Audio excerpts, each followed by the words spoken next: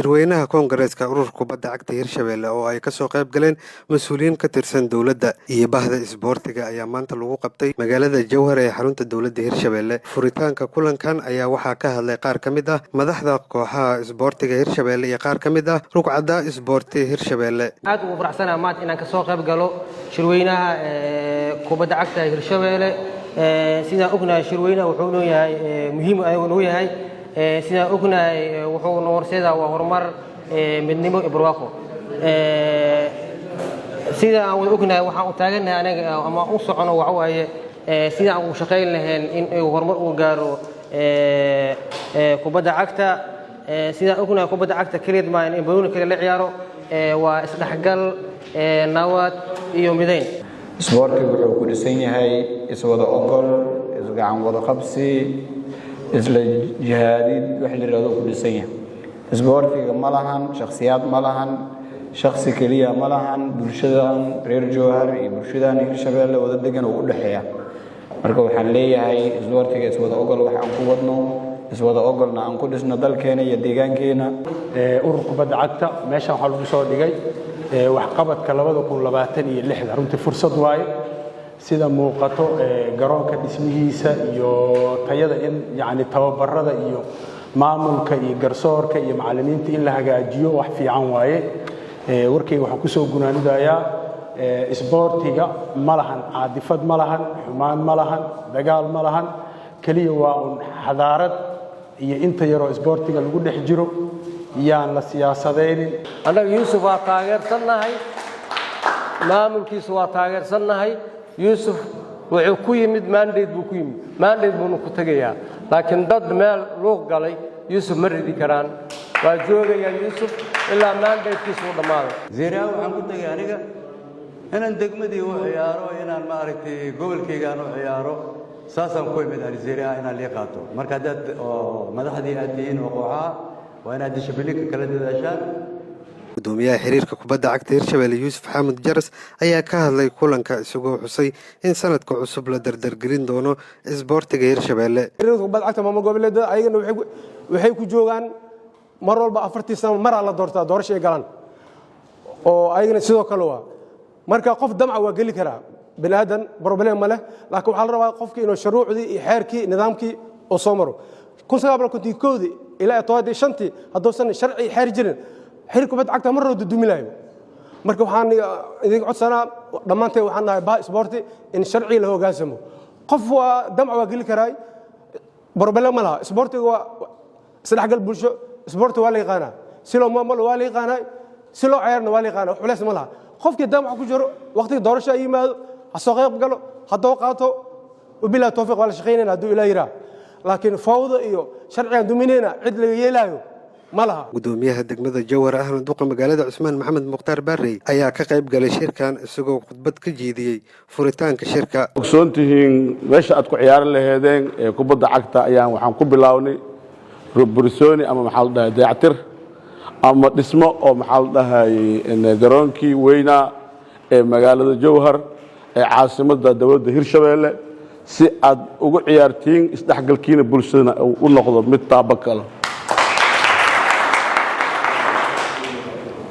sidoo kale waxaan u talaabsanay in maxaa la dhahay wadooyinkii magaalada in laamiya aan ugu bedelno isla markaasna aan samayno wado ama wadooyin interlock ah ee magaciisii loogu talagalay in isku darsi wax la yiraahdo anaga iyo hay'adda IOM doontaas ayaan fuulnay oo iskaashi la yiraahdo dadweynaha iyo dawladda iyo hay'addii naga kaalmeynayso aan iska kaasho doonno.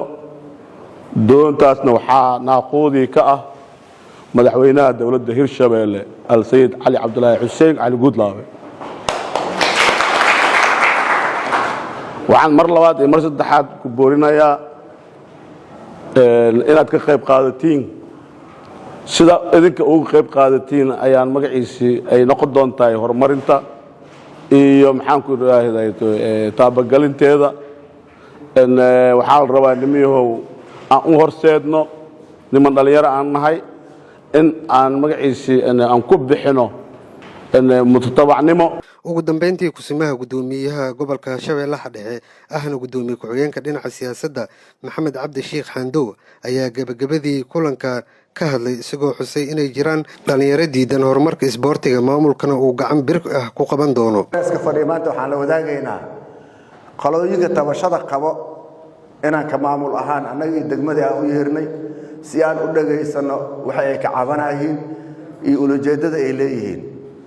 waxaan noo soo baxday dad burburin isboorti rab inay yihiin aysan diyaar u ahayn inay dadka hor fariistaan ay waxay tabanahay ay sheegtaan. annagana waxaa naga go'an cid alle ciddii hor istaagtay isboortigaas inaan ka hor wareejino hadduu ilaahay yiraahdo. maxaa yeelay iska qabsi 32 sano aan ku soo seegnay mustaqbalkeena dhalinyaradii waagaas dhalatay ilaa hadda joogto mustaqbal la'aan joogto hadda mustaqbal uu ifaa cidna ka yeeli mayno mustaqbalkaas ifaa cid hor istaagtay cid ka yeeli mayno hadduu ilaahay yiraahdo. annaga waxaan diyaar u nahay tabasho walba ciddii qabto xiriirka kubadda cagta degmada iyo gobolka soo maraano haddii ay wax la fahmi waayeen maamulka gobolka u yimaaday iyo degmada Jowhar gudoomiye la doortay ayaa jooga degmada Jowhar haddii wax la fahmi waayo intaas oo dhan waxaan isleeyahay in wax isla fahmi doonan Soomaaliya leeyahay laakiin aniga waxaan rabay sameey haddaad ii sameeyeen waa ku dhagnaana 32 sano ku soo jirnay ciidan ka yeelin ma laha hadduu ilaahay yiraahdo wala shaqeeyo waxaan Yuusuf Xamuud waxaan ka rajaynaynaa inuu labada gobol u cadaalad falo. qof walba oo bini aadan lacag ma deeqdo war ma deeqo cadaalad ha deeqdo.